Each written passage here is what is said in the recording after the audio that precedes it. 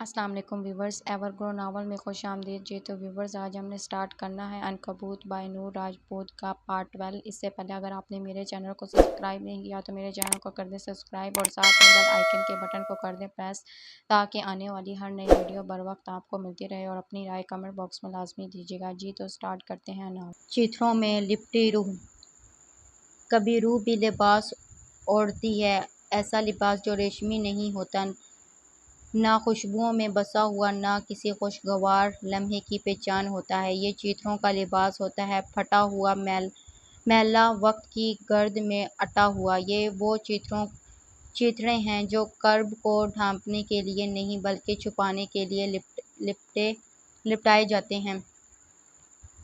وہ کرب جو صرف دکھائی نہیں دیتا لیکن اندر سے پورا وجود دکھایا جاتا ہے، جنہیں بیان کرنے کا ہنر چھینا جائے، جنہیں سننے والا کوئی نہ ہو۔ وہ خاموش اذیت چیتھروں میں چھپ کر جیتے ہیں۔ یہ باپ ان روحوں کی کہانی ہے جنہیں بار بار استعمال کیا گیا، جنہیں چاہے بغیر چھوا گیا، جن کا اعتماد لوٹ کر ان کی پہچان مٹا دی گئی، جو آواز کھونا نہیں چاہتی تھی مگر گم کر دی گئی۔ یہ ان لمحوں کی کہانی ہے جن میں انسان مرتا نہیں، بس اندر سے کچھ مر جاتا ہے، اور جو بچتا ہے وہ صرف ایک لاش نہیں، ایک چیتھروں میں لپٹی ہوئی روح ہوتی ہے، بظاہر زندہ مگر در حقیقت مٹی ہوئی۔ یہ باپ کسی ایک شخص کی رودات نہیں، یہ اس شخص کا عکس ہے جو کبھی اپنا تھا اور پھر کسی کا، پھر نہ رہا۔ وقت جیسے ریت کی طرح مٹی سے پھسل رہا تھا، اور رئیس نے خود کو ایک بار پھر اس ہجوم کے مرکز میں پایا تھا جس سے وہ اندرونی طور پر فرار حاصل کرنا چاہتا تھا۔ کئی سال بعد اس حویلی کی در و دیوار نے اپنے مالک کی سالگرہ کا جشن دیکھا تھا، مگر مالک خود اپنے ہی وجود کے فکس میں قید تھا۔ وہ خود پر قابو پا چکا تھا، کم سے کم دنیا کو یہی دکھا رہا تھا۔ ہال کی چمک دمک اور لوگوں کا شور اس کے لیے بے معنی تھا۔ وہ ہال کی چوڑی سیڑھیوں پر بیٹھا تھا، ٹانگیں اونچی سیڑھیوں پر جمائے، اس کا قیمتی سیاہ کوٹ نہ جانے کہاں تھا، اور سفید ڈریس شرٹ کی آستینیں بے پرواہی سے کونیوں تک مڑی ہوئی تھیں۔ بال سلیقے سے بنائے تھے، مگر اس کا چہرہ اس کا اپنا وجود بے ترتیب تھا۔ وہ جو اپنی تمام تر قوت ارادی مجتمع کر ایک وجود کو نظر انداز کرنے کی کوشش کر رہا تھا جو ابھی حال میں نہیں تھی، مگر اس کی موجودگی ہر شے پر حاوی تھی۔ شیشے کی وسیع دیوار کے پار لون کی سبز مکمل پر وہ ایک سفید حویلی کی طرح نظر آ رہی تھی۔ زرتاشا اور احمد صاحب کے ساتھ وہیل چیئر کے پاس کھڑی تھی۔ اس کا سفید لباس رات کی سیاہی میں کسی ستارے کی طرح نمایاں تھا۔ لوگ اس کے گرد جمع تھے، اس بے تاج بادشاہ سے سوالات کر رہے تھے جس نے اپنی سلطنت اپنے دم پر بنائی تھی۔ سنا ہے آپ کا دل بہت اچھا ہے، کیا یہی راز ہے آپ کی کامیابی کا؟ ایک نوجوان نے پرجوش لہجے میں پوچھا۔ اس کے لبوں پر دھیرے سے مسکراہٹ ابھری، ایک ایسی مسکراہٹ جو آنکھوں تک نہیں پہنچی۔ دل کا اچھا ہو مگر بزنس دماغ سے ہوتا ہے محترم، دل کو کاروبار میں شامل کرنا خودکشی کے مترادف ہے۔ لوگ آپ کو ایک بادشاہ کے طور پر دیکھتے ہیں، یہ سلطنت یا عزت کیسا لگتا ہے اس سب پر راج کرنا؟ ایک اور آواز ابھری۔ اس نے ایک لمحے کے لیے شیشے کی دیوار کے پار دیکھا۔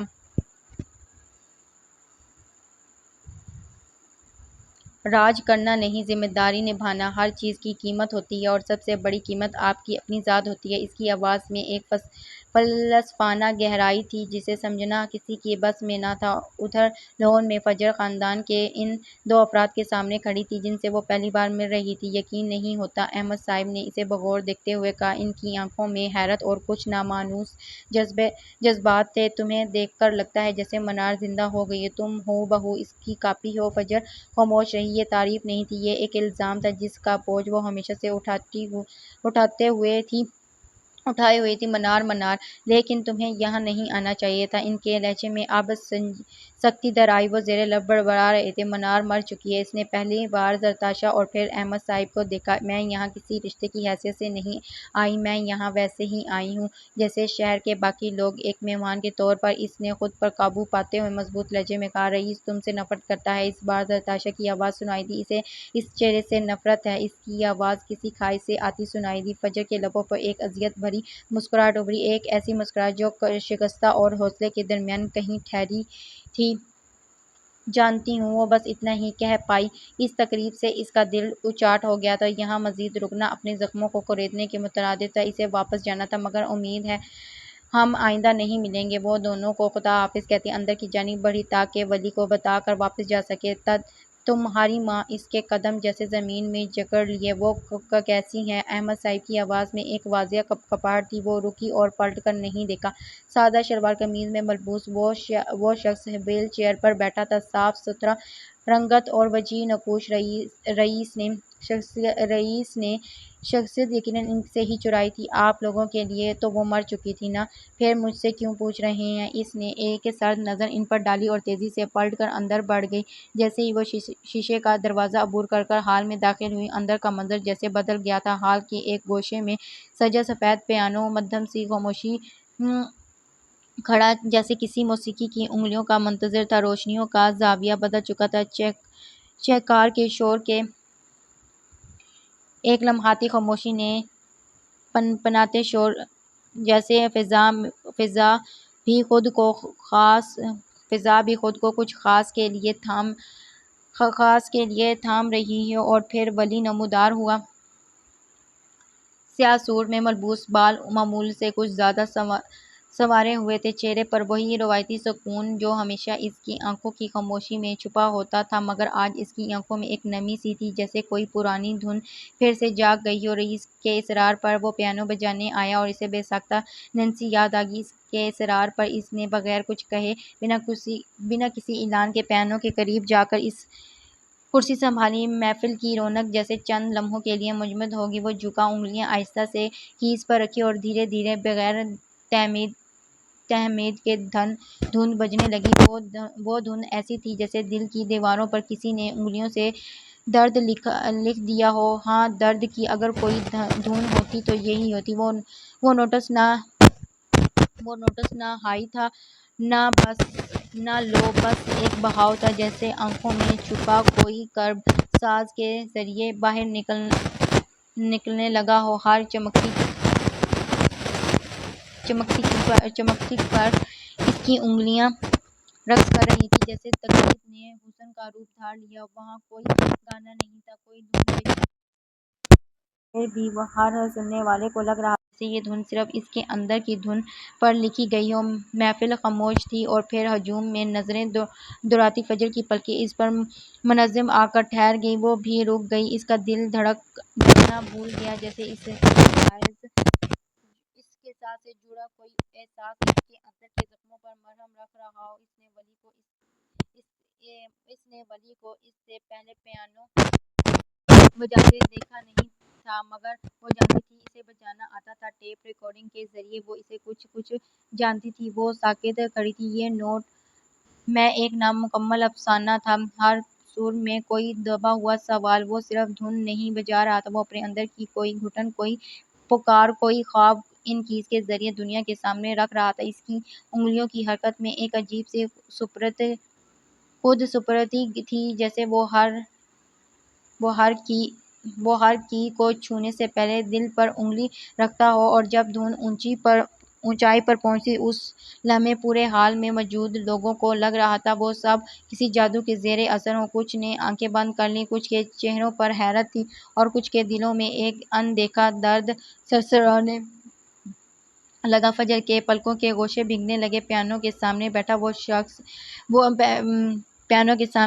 وہ سیاہ سوٹ والا شخص وہ کبھی سکین نہیں کر پائی تھی۔ پتہ نہیں کیا تھا اس کے جو ظاہر ہو کر بھی چھپا ہوا تھا۔ پھر جیسے دھن نے خود پر ہار مان لی ہو، اس کا اختتام ایک مدھم سسکی پر ہوا۔ آخری نوٹ پر ایک ایسا خلا تھا جو ہر سننے والے کے دل میں کچھ چھوڑ گیا ہو، تشنگی، تڑپ، یا شاید وہ سوال جس کا جواب نہ فجر کے پاس تھا، نہ ولی کے اور نہ ہی رئیس کے۔ پیانو بجاتے شخص نے سر جھکا لیا۔ وہ تھک گیا تھا، جیسے پیانو کے ذریعے اپنی ساری چیخیں، اپنے سارے راز سونپ چکا ہو۔ تالیاں بجیں، دھیمے احترام سے بھرپور ہوئیں، لیکن وہ سب مخصوص رسم لگ رہی تھی۔ سیڑھیوں پر بیٹھا وہ شخص ایک بار پھر ساکت تھا۔ شور بس منظر میں گم ہو گیا۔ وہ ہال میں موجود سینکڑوں چہروں میں صرف اس ایک چہرہ باقی رہ گیا۔ اس کی حالت ایسی تھی جیسے وہ صدیوں سے بیمار اور مسیح بن سامنے آ گیا ہو، مگر وہ اس سے دور نہیں دور نہیں رہ سکتا تھا۔ وہ چاہتا تھا یہ تقریب ختم ہو جائے، لوگ چلے جائیں اور چاروں جانب ایک ایسی خاموشی چھا جائے جہاں اسے اپنے دل کی دھڑکنیں بھی نہ سنائی دیں۔ وہ جو اپنے دھیان میں ولی کو دیکھ رہی تھی، خود پر رئیس کی نظریں محسوس ہی نہ کر پائی۔ وہ اسے دیکھے جا رہا تھا اور پھر جیسے کسی نے منظر کی ترتیب بدل دی ہو اور ایک وجود غیر محسوس انداز میں اس کے اور فجر کے درمیان آ گیا۔ یہ ولی تھا۔ وہ پیانو بجا کر اٹھا تو اچانک ٹھٹک گیا۔ رئیس کی نظروں کا تعاقب کرتے ہوئے اس کے اندر کچھ کھٹک گیا تھا۔ اسے شاید یہ ہمناک اچھا نہیں لگا۔ وہ لوگوں کے تعریفی جملوں کے درمیان مضبوط قدموں سے آگے بڑھا اور ان دونوں کے درمیان یوں حائل ہو گیا۔ اس کا رخ رئیس کی جانب تھا۔ جیسے ہی طلسم ٹوٹا، رئیس کی حقیقت میں لوٹ آیا۔ ولی کے چہرے پر ایک مسکراہٹ تھی، مگر وہ ایک زبردستی کی تصنیع سے بھری مسکراہٹ تھی۔ پھر اس نے رخ موڑا اور فجر کی جانب۔ میں کب سے ڈھونڈ رہی تھی، مجھے گھر جانا ہے۔ اس کے لہجے میں بیزاری نمایاں تھی۔ کچھ دیر پہلے ہی رئیس سے بحث ہوئی تھی، جب اس نے صاف انکار کر دیا تھا۔ وہ اس کے پروجیکٹ کو سپانسر نہیں کرے گا۔ تم نہیں کرو گے تو میں خود کر لوں گی، یعنی تم پیچھے نہیں ہٹو گی۔ فجر معراج اپنے فیصلے نہیں بدلا کرتی۔ وہ بس اسے دیکھ کر رہ گیا، تعصب سے ہنس دیا، پھر سر جھٹک کر چلا گیا۔ وہ بھی باہر نکل گئی اور اب لوٹی تھی۔ ہاں ٹھیک ہے، میں تمہیں گھر چھوڑ دیتا ہوں۔ ولی نے مرکزی دروازے کی جانب اشارہ کیا۔ وہ لوگوں کو ایک عجیب سے کرب میں مبتلا کر خود وہاں سے جا رہا تھا۔ فجر نے پلٹنے سے پہلے ایک جتاتی ہوئی خفگی بھری نظر رئیس پر ڈالی اور پھر ولی کے ساتھ چلی پڑی۔ وہ ساکت بیٹھا دیکھتا رہا۔ ولی اب اس کے لیے بڑا سا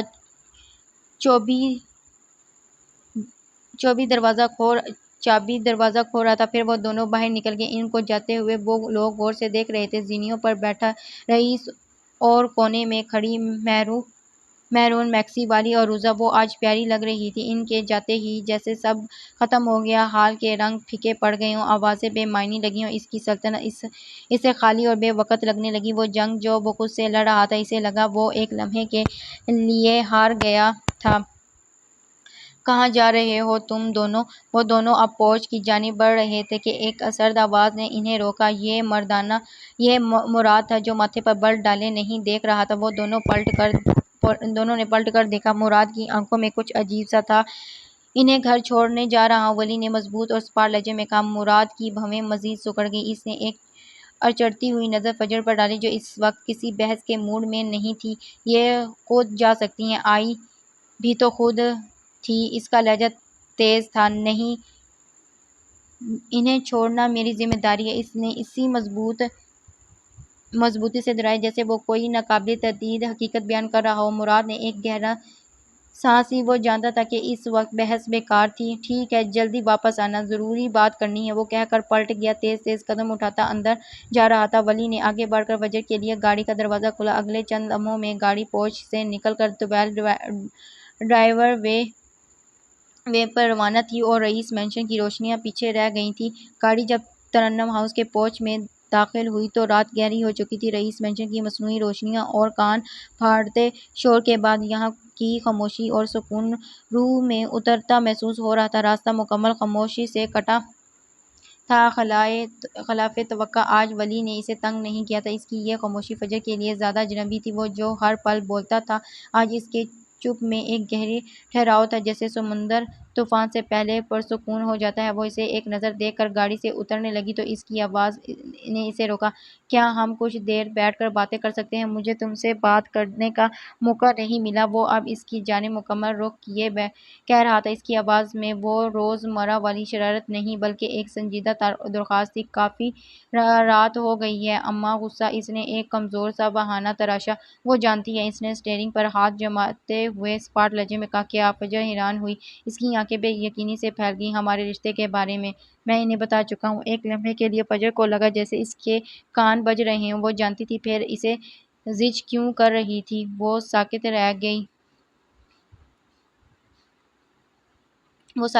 پھر وہ کیوں کہہ رہی تھی کہ ولی سے کہو کہ رشتہ لائیں۔ واؤ، وہ استہزائیہ ہنسی۔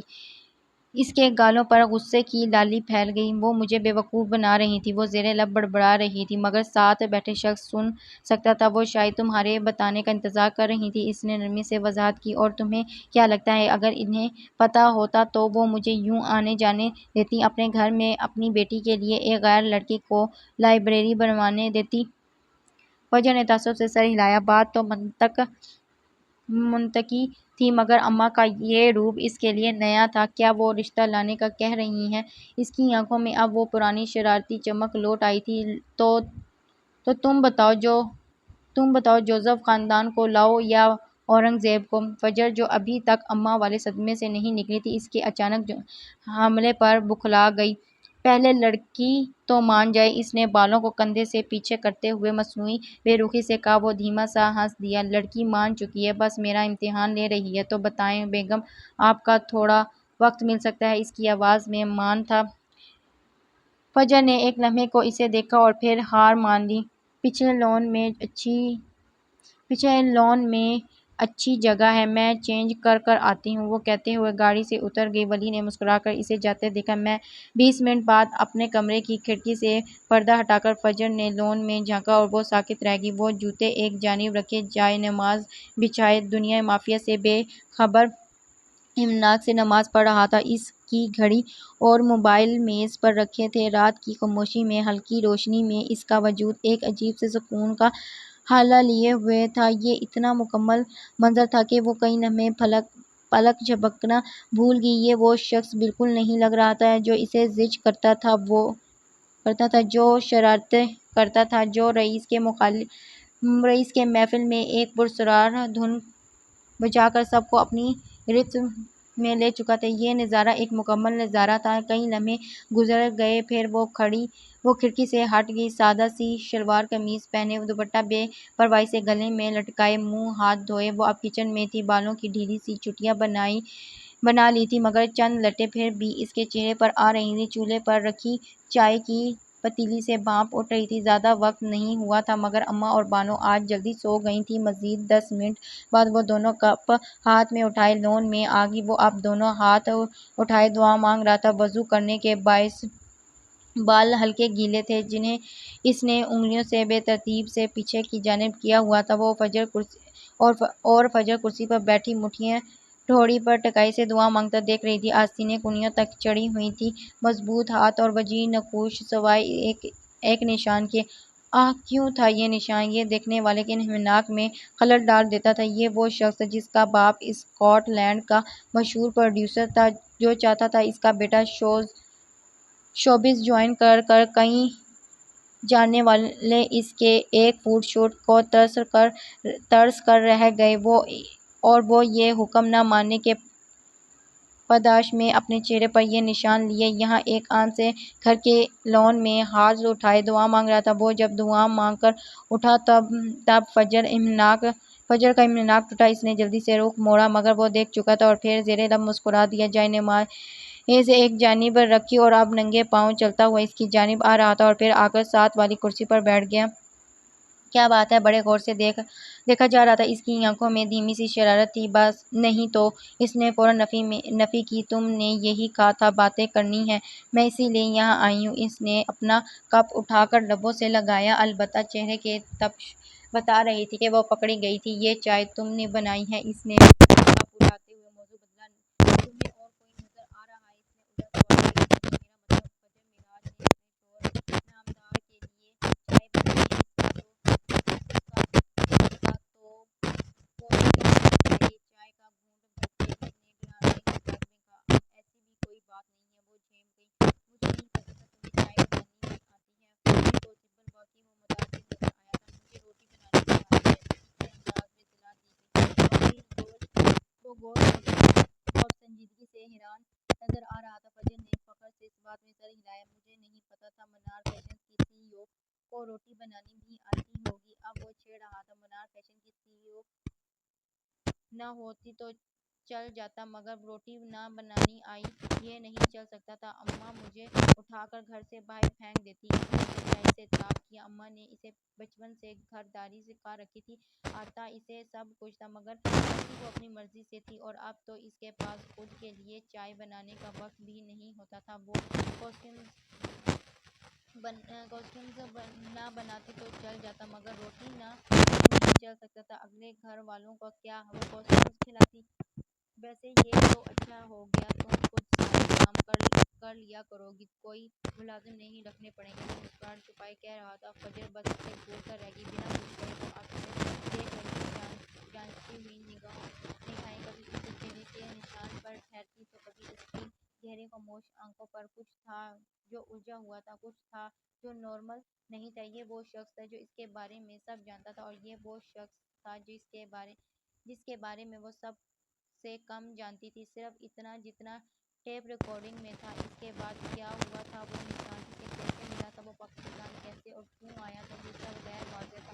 وہ ویسا نہیں تھا جیسے دکھتا تھا، جیسا خود کو دکھاتا تھا۔ اسے دیکھتے ہوئے وہ الجھ رہی تھی، اسے کیوں سکین نہیں کر پا رہی تھی، اس کی خواہش کیا تھی، اس کے جذبات کیا تھے، وہ اپنی زندگی میں کیا کرنا چاہتا تھا، اس کے مقاصد کیا تھے، وہ سب سے انجان تھی۔ اس نے کبھی کچھ شیئر نہیں کیا تھا۔ تم ویسے نہیں ہو جیسے دکھتے ہو، وہ اب اسے دیکھتے ہوئے بولی، آواز میں ایک عجیب سی بے چینی تھی۔ ولی نے سوالیہ نظروں سے اسے دیکھا، کپ ہونٹوں سے لگانے ہی والا تھا کہ رک گیا۔ اسی لمحے اوپر اماں کے کمرے کی کھڑکی کا پردہ ذرا سا ہٹا، انہوں نے دونوں کو لون کی مدھم روشنی میں چائے پیتے دیکھا۔ ایک بوجھل سانس ان کے سینے سے خارج ہوئی، بس کچھ اور وقت، بس وہ کچھ ہی وقت خوشی سے جی سکتی تھی، پھر تو موت اسے دبوچ ہی لیتی۔ یہ خوشی، یہ سکون، یہ سب عارضی تھا۔ ان کے دل میں ایک ٹھیس اٹھی اور انہوں نے پردہ واپس گرا دیا۔ نیچے لون میں ولی نے کپ میز پر رکھ دیا۔ کیا مطلب ہے؟ کیسا دکھتا ہوں میں؟ تم جتنے سیدھے، شریف اور معصوم دکھتے ہو ویسے ہو نہیں۔ فجر کی نگاہیں اس کے چہرے پر جمی تھی۔ ایسا کیوں لگتا ہے جیسے تم بہت کچھ چھپا رہے ہو؟ اس کی بات پر وہ دھیرے سے ہنس دیا، مگر یہ ہنسی اس کی آنکھوں تک نہ پہنچ پائی۔ وہ اب کرسی سے ٹیک لگا چکا تھا، سینے پر دونوں بازو باندھے، جیسے خود کو کسی دفاع کے لیے تیار کر رہا ہو۔ کیسا ہوں پھر میں؟ اس کی آواز میں چیلنج نہیں، خالصانہ تجسس تھا۔ فجر نے چند لمحے اسے دیکھا۔ پتہ نہیں، میں تمہیں سکین نہیں کر پا رہی۔ ایسا کیوں ہے؟ رئیس اورنگزیب جیسے شخص کو سکین کر کر اس سے بزنس ڈیل کرنے والی فجر معراج اسے سکین نہیں کر پا رہی تھی۔ یہ اس کی انا کے لیے ایک جھٹکا تھا۔ تو کس نے کہا ہے سکین کرو؟ وہ تھوڑا آگے جھکا۔ صرف قبول بھی تو کر سکتی ہو نا، جس کو میں جانتی نہیں ہوں اسے قبول کیسے کر لوں؟ وہ کندھے اچکا کر بولی، انداز میں بظاہر بے نیازی تھی مگر اندر ایک طوفان تھا۔ وہ اسے ہی قبول کرنا چاہتی تھی مگر تمہارا دل قبول کر چکا ہے، صرف تمہاری یہ خطبی دماغ تمہیں زج کر رہا ہے۔ وہ پرشوق نظروں سے اسے دیکھتے ہوئے بولا۔ وہ کچھ نہ بولی، اس کی بات کی تردید نہیں کر سکتی کیونکہ یہی سچ تھا۔ چند لمحے کی خاموشی چھا گئی، پھر اس نے ایک گہرا سانس لیا اور سوال پوچھا، اس کے اندر زہر کی طرح پھیلا ہوا تھا۔ تم نے اس دن کہا تھا تم میرا کردار ہو، میرے ماضی کے بارے میں جانتے ہو، پھر تم اتنی بڑی بات کیسے کہہ سکتے ہو؟ اگر تم 3 سال سے زائد عرصے میری بیوی اور میری بیوہ بن کر مجھ سے وفادار رہ کر گزار سکتی ہو تو مجھے تمہارے کردار بننے میں کیا تکلیف ہوگی؟ اس کے الٹا سوال پر وہ لاجواب ہوئی۔ کئی لمحے اسے دیکھتی رہی اور اندر سے اسے کچھ ڈس رہا تھا۔ تمہیں مجھ سے ڈر نہیں لگتا، مجھ سے نفرت نہیں ہوتی، مجھ سے خوف نہیں آتا؟ اس کے سوال پر وہ ٹھٹک گیا، فضا میں جیسے کچھ ٹھہر گیا۔ اس نے اپنا کپ میز پر رکھتے ہوئے سنجیدگی سے اسے دیکھا۔ فجر کی انگلیاں اب کپ کے کنارے پر بے چینی سے گھوم رہی تھیں۔ ہلکی پستہ رنگ کے سادہ سے سوٹ میں وہ سیاہ دوپٹے کے ساتھ وہ اسے اب بھی اتنی ہی اچھی لگ رہی تھی جتنی اس سفید ساڑی میں کھلے بالوں کے ساتھ۔ مجھے تم سے ڈر کیوں لگے گا؟ اس نے تہمت سے الٹا سوال کیا۔ کیونکہ میں ایک مونسٹر ہوں، حیوان ہوں۔ اس کی آواز اب کسی گہری کھائی سے آ رہی تھی، معلم، ایک قاتل، ایک ڈائن جو زندگیاں کھاتی ہے، سب یہی کہتے ہیں، وہ اب کھوئے لہجے میں کہہ رہی تھی۔ نظریں سامنے خلا میں تھیں، سب کچھ مضبوطی سے برداشت کر جانے والی کا اندر سے سکون جیسے جینے نہیں دیتا تھا۔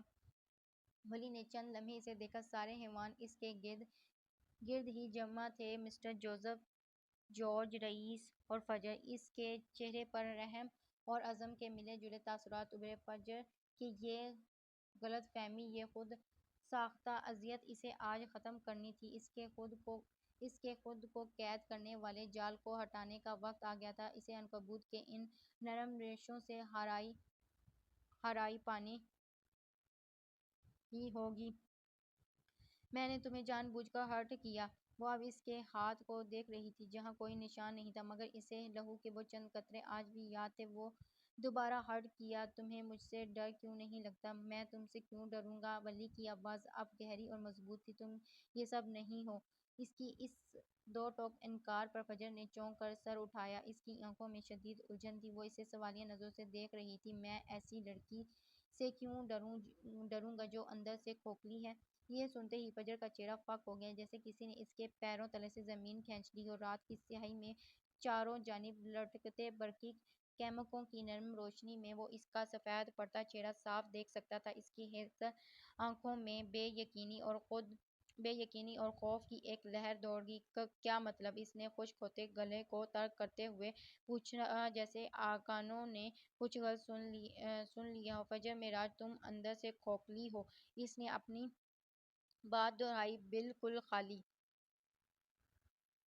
یہ سنتے ہی وہ ایک جھٹکے سے اٹھ کھڑی ہوئی۔ اس کا چہرہ وحشت زدہ دکھائی دے رہا تھا۔ آنکھیں پھٹ سے گئی تھیں۔ وہ اسے اتنا جانتا تھا، وہ نہیں جانتی تھی۔ یہ بکواس ہے۔ وہ دبی دبی سی چیخی اور بھاگنے کے لیے جیسے ہی رخ موڑا، وہ سرایت سے اٹھا اور اس کا ہاتھ پکڑ لیا۔ چھوڑو مجھے۔ اس کا سفید چہرہ اب سرخ پڑ چکا تھا۔ یوں لگا جیسے کسی نے اس کے وجود کو جہنم میں پھینک دیا ہو۔ وہ اپنا ہاتھ چھڑوا رہی تھی۔ ولی نے ایک جھٹکے سے اپنی جانب کھینچا۔ دایاں بازو اس کے کمر کے گرد مائل کیا اور بائیں ہاتھ سے اس کا تپا ہوا دوسرا ہاتھ تھام لیا۔ نہ میں کھوکھلی ہوں، نہ میں خالی ہوں۔ میں ملعون ہوں، ڈائن ہوں، لوگوں کی زندگیاں کھاتی ہوں۔ تمہیں مجھ سے ڈرنا چاہیے، تمہیں مجھ سے نفرت کرنی چاہیے۔ وہ خود کو اس سے چھڑوانے کی بھرپور کوشش کر رہی تھی۔ لمحوں میں اس کی پلکوں کے گوشے نم ہو گئے۔ حالیہ جو رانیہ کا واقعہ ہوا تھا، وہ اس سے اتنی جلدی آگے نہیں بڑھ سکتی تھی۔ لوگوں کے الزامات آج بھی اسے سونے نہیں دیتے تھے۔ مزاحمت ترک کر دو بیگم۔ اس کی گرفت مضبوط تھی، مگر اس میں نرمی کا عنصر غالب تھا۔ میں تمہیں نہیں چھوڑوں گا جب تک تم میری بات نہیں سنو گی۔ وہ جانتا تھا اس کا وجود مچھلی کی طرح تڑپ رہا تھا۔ وہ اس کی تکلیف کو اپنے وجود پر محسوس کر سکتا تھا۔ مجھے کچھ نہیں سننا، تم چھوڑو مجھے، جانے دو۔ اس کی آواز بھرا گئی۔ تم یہی تو ہمیشہ کرتی آئی ہو۔ ولی کی آواز اب اس کے کانوں میں سرگوشی کر رہی تھی۔ جب بھی کوئی تمہاری حقیقت کے قریب آنے لگتا ہے، تم بھاگ جاتی ہو۔ لوگوں کو تکلیف دے کر، انہیں خود سے دور کر کر تم اپنے اندر کے اس کھوکھلے پن کو، اس خالی پن کو اپنی عزت سے بھرنے کی کوشش کرتی ہو۔ وہ ساکت ہونے لگی۔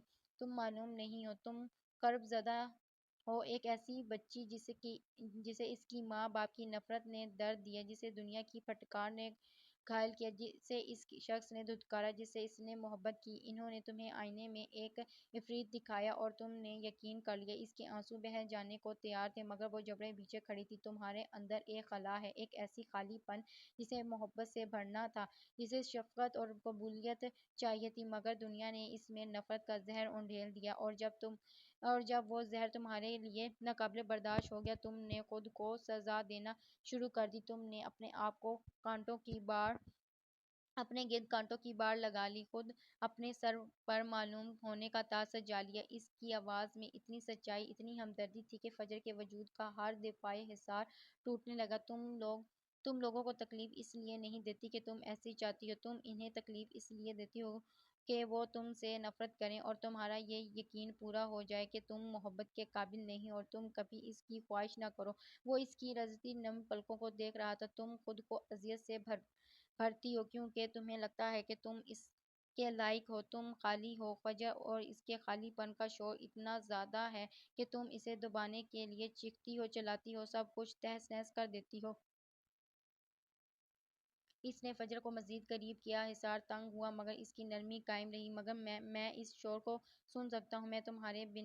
میں تمہارے بنائے ہوئے اس معلوم کو نہیں، اس کے پیچھے چھپے اس لڑکی کو دیکھ رہا ہوں جس کی روح چیتھڑوں میں لپٹی ہوئی اس کے لفظ تیر بن کر نہیں بلکہ ایک زہریلے مرہم کی طرح اس کے وجود میں اتر رہے تھے۔ ایک لمحے کے لیے فجر کی مزاحمت ٹوٹ گئی، مگر یہ شکست نہیں، طوفان سے پہلے کا سکوت تھا۔ اس کے آنسو بہنے کے بجائے اندر ہی اندر ابلنے لگے۔ اتنی جلدی ہار ماننا اس کی سرِ شست میں نہیں تھا۔ اس نے برسوں کی ریاضت سے اپنے گرد جو قلعہ تعمیر کیا تھا وہ اتنی آسانی سے مسمار نہیں ہو سکتا تھا۔ بس کرو یہ فلسفہ، وہ فنکاری، یہ ہمدردیاں کا ڈرامہ بند کرو۔ میں کھوکھلی نہیں ہوں، میں نفرت سے بھری ہوئی ہوں، اتنی نفرت کہ اگر باہر نکل آئے تو تمہیں جلا کر راکھ کر دے۔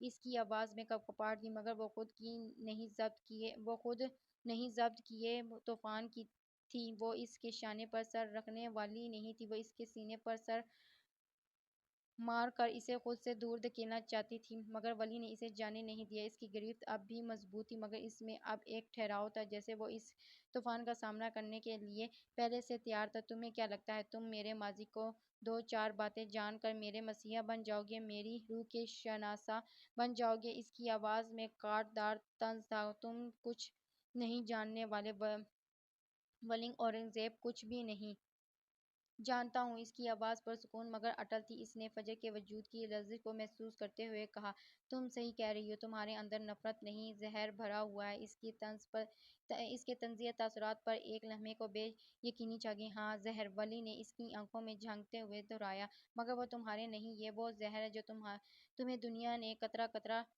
کر کر پلایا۔ وہ ساکت رہ گئی۔ ہاں، اس کے اندر قطرہ قطرہ زہر انڈیلا گیا تھا۔ اس کے ماں باپ اسے زہر دے کر مار دینا چاہتے تھے۔ کیا وہ کبھی یہ بھول سکتی تھی؟ کیا کبھی کوئی اولاد یہ بھول سکتی ہے؟ شاید کبھی نہیں۔ جب ایک بچی کو اس کے ماں باپ کی محبت نہ ملے، جب دنیا اسے جنم سے ہی معلوم قرار دے، جب اس کا پہلا بھروسہ اسے دھتکار دے، تو وہ جینے کے لیے یہی زہر پینے پر مجبور ہو جاتی ہے۔ تم نے بھی یہی پیا ہے۔ فجر کی سانس جیسے سینے میں اٹک گئی ہوں۔ اس کی گرفت میں ولی کے بازو پر اس کی انگلیاں سفید پڑ گئی۔ اس کے لب کپا اٹھے۔ وہ آئینہ تھا، وہ اپنا ہی وجود اس میں دیکھ کر لرز رہی تھی۔ وہ اس زہر کا سب سے برا اثر یہ ہوا کہ تم مری نہیں، بس تمہارے اندر کا وہ معصوم وجود مر گیا جسے محبت پر یقین تھا، اور جو بچا ہے وہ صرف ایک لاش نہیں، وہ ایک چیتھڑوں میں لپٹی روح ہے، بظاہر زندہ مگر در حقیقت مٹی ہوئی۔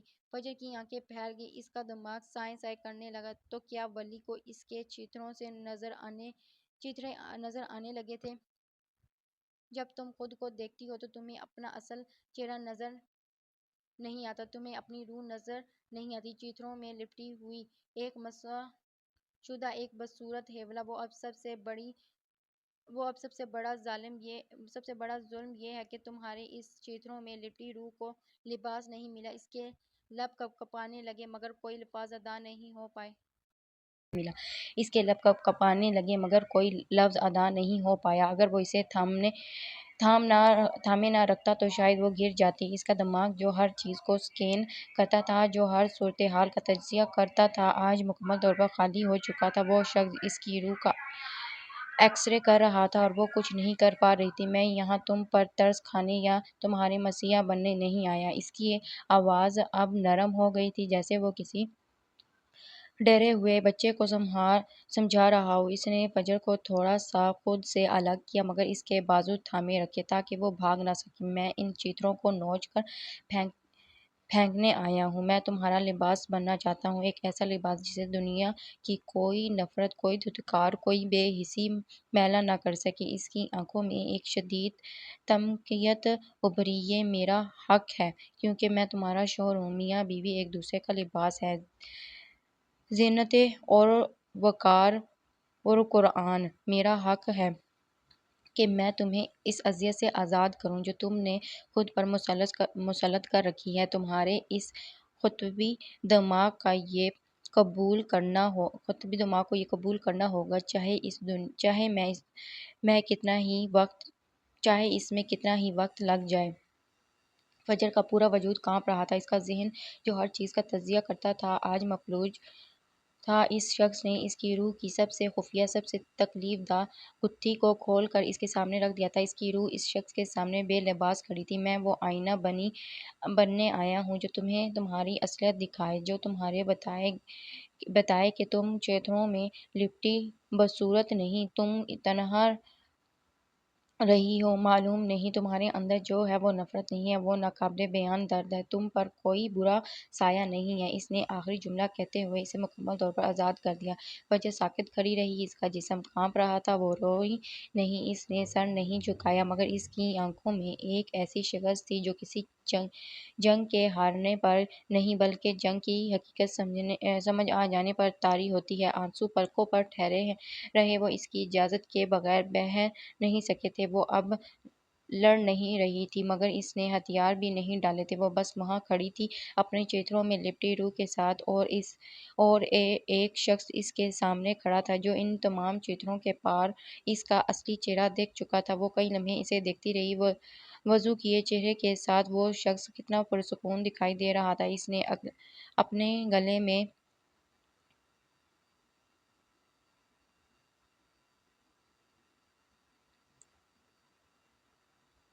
یہی تو وہ چاہتی تھی۔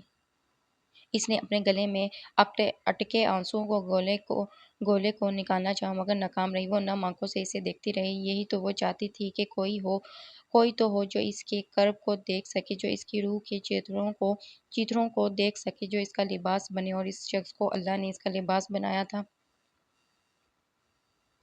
ارسل سے محبت اور اس سے شادی کا پلان تھا، اس کا خواب تھا، مگر سامنے کھڑے قطعی آنکھوں والے شخص اللہ کی طرف سے تھا۔ یہ اس کا پلان نہیں تھا، یہ اللہ کا کن تھا جو فیکون ہو چکا تھا۔ وہ اس سے مزید کتنا بھاگ سکتی تھی، وہ اللہ کے منصوبوں سے کتنا بھاگ سکتی تھی۔ اللہ کے منصوبوں سے کوئی بھاگ پایا ہے؟ وہ کچھ کہنا چاہتی تھی، شاید اپنی صفائی میں کوئی بودا دلیل تاکہ اس کا بھرم قائم رہ سکے۔ اس کی روح چیتروں میں ہی لپٹی رہے، مگر لرز کر رہ گئی۔ وہ کئی بار کہہ چکا تھا، وہ صرف اس کا تھا، وہ اس کے لیے 7 سمندر پار کر کر اپنے چہرے پر نشان لے کر آیا تھا۔ وہ اس کے سامنے کھڑا تھا، وہ ولیم جوزف عرفی والا اورنگزیب۔ اللہ کی طرف سے اس کے لیے انعام تھا، کیا وہ اسے ٹھکرا دیتی؟ اللہ کے انعاموں کو ٹھکرایا جاتا ہے بھلا؟ ایک لمحہ گزرا، دوسرے، اور پھر تیسرا۔ اس نے آگے بڑھ کر دھیرے سے ولی کے سینے پر سر رکھ دیا۔ ضبط کے باعث رکے آنسو بہہ نکلے، ہاتھ پہلو میں گرے رہے۔ اب وہ رو رہی تھی، بے آواز سسکیاں اس کے آنسو سے ولی کی شرٹ بھگونے لگی۔ اس کی چیتوں میں لپٹی روح کو کرب آج باہر نکل آیا تھا۔ اس نے بے آواز سسکی میں ایسی کراہیں تھیں جو کبھی کسی نے نہیں سنی ہوں گی۔ ولی نے اسے رونے دیا اور پھر دھیرے سے اپنا حصار اس کے گرد قائم کر لیا، ٹھوڑی اس کے سر پر ٹکا دی۔ یہ عورت نہ ہوتی تو وہ کبھی اپنی پہچان نہ ڈھونڈ پاتا، وہ ہمیشہ بھٹکتا ہی رہتا۔ وجہ معراج اسے دنیا کی ہر شے سے قیمتی تھی۔ پتہ نہیں کتنے لمحے گزر گئے۔ مجھے تم سے نفرت ہے، اس کی زکام زدہ آواز ابھری۔ خیر، محبت بھی کر لوں گا، وہ ہولے سے مسکرایا۔ حصار مزید تنگ کر لیا۔ مجھے تم سے بہت زیادہ نفرت ہے، اس کی آواز بمشکل کانوں تک پہنچی۔ میں بہت زیادہ محبت کر لوں گا، اس کے سر کو ہولے سے سہلایا۔ مجھے تم سے ساری دنیا کی نفرت ہے، اس بار آواز تیز تھی۔ میں ساری دنیا کی محبت کر لوں گا، اس بار ٹھوڑی اٹھا کر اس کے سراپے پر اپنے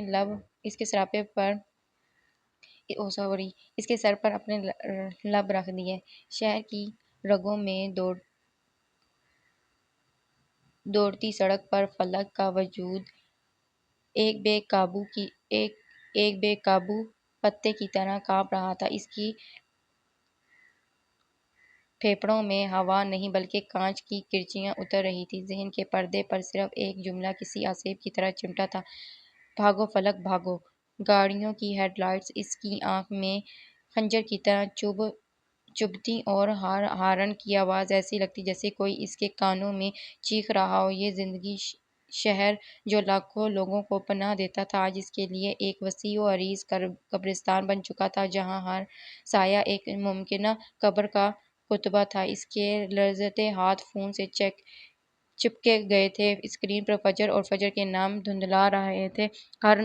ہر ناکام کام کے بعد بجنے والی خاموشی ٹون اس کے کانوں میں ایک اعلان کی طرح گونجتی، تم تنہا ہو، تم ہمیشہ سے تنہا تھی۔ کوئی اس کا فون نہیں اٹھا رہا تھا، اسے یہ بھی نہیں پتا تھا وہ کہاں آ گئی تھی۔ حواس فاقدہ اتنی تھی کہ اس نے گاڑی اس نے گاڑی کو روکنا کسی آٹو کو، وہ بس رجب سے دور بھاگنا چاہتی تھی۔ زندگی میں کبھی ایسی صورتحال دیکھی نہیں تھی، اسی لیے جانتی بھی نہیں تھی کہ جیسے نپٹا جائے۔ پھر اسے ایک گلی نظر آئی، اندھیری گلی۔ وہ اس گلی میں مڑ گئی۔ یہ گلی نہیں، زمین کا ایک گہرا زخم تھا جس میں اندھیر مواد کی طرح بھرا ہوا تھا۔ دیواروں پر جمی کالی اور نمی سے ایسی لکیریں بنی تھیں جیسے کسی نے اذیت میں اپنے ناخن سے انہیں کھرچا ہو۔ ہوا میں گٹر کی سڑک اندر اور گیلی مٹی کے باعث اس طرح گھلی تھی جیسے موت خود اپنے آمد کا جشن منا رہی ہو۔ شاید اسے یہاں نہیں آنا چاہیے تھا۔ یہ کسی جرائم پیش افراد کا اڈا لگ رہی تھی۔ وہ بھیڑوں سے بچنا چاہتی تھی۔ شاید اس کی معاف ذہن نے اسے ایک ایسی جگہ دھکیل دیا تھا جہاں کوئی اسے دیکھ نہ سکے۔ یہی اس کی سب سے بڑی غلطی تھی۔ گلی کے دوسرے سرے پر روشنی کا نام و نشان نہیں تھا۔ اسے اپنے تیز سانسوں کی آواز کے سوا کچھ سنائی نہیں دے رہا تھا۔ وہ دیوار کا سہارا لے کر رک گئی۔ اس کا سینہ دھوکنی کی طرح چل رہا تھا۔ اپنی طرف سے وہ چھپی ہوئی تھی اور پھر وہ وہاں تھا، نہ کوئی آہٹ، نہ کوئی قدموں کی چاپ۔ وہ اندھیرے کا ایک حصہ تھا جو اچانک الگ ہو کر ایک انسانی شکل میں ڈھل گیا، ایک سایہ جسے دیکھ کر خود شیطان بھی پناہ مانگے۔ ایک جھٹپ اور فلک کی چیخ اس کے حلق میں ہی پتھر بن گئی۔ اس کا ہاتھ فلک کے منہ پر کسی آئینی شکنجے کی طرح جما ہوا تھا۔ اس کی انگلیاں اس کے گالوں کی گوشت میں دھنس رہی تھیں۔ دوسرا بازو اس کی دھڑکن کے گرد ایک اژدہا کی طرح لپٹا تھا جس کی ہر حرکت کے ساتھ اس کو اپنی پسلیاں ٹوٹتی ہوئی محسوس ہو رہی تھیں۔ وہی شخص جو کچھ دیر پہلے تک مہکتی خوشبوؤں اور مسکراہٹوں سے جڑا تھا، اب زہریلی ناگ کی فنکار بن کر اس کی سماعتوں سے ٹکرا رہا تھا۔ کہاں بھاگ رہی تھی فلک عالمگیر صاحبہ؟ اس کی سرگوشی میں شہد میں لپٹا زہر تھا۔ وہ لفظ نہیں تھے، کان میں پگھلا ہوا سیسہ تھے۔ وہ خود کو چھڑوانے کی کوشش کر رہی تھی۔ وہ اس کے ہاتھ پر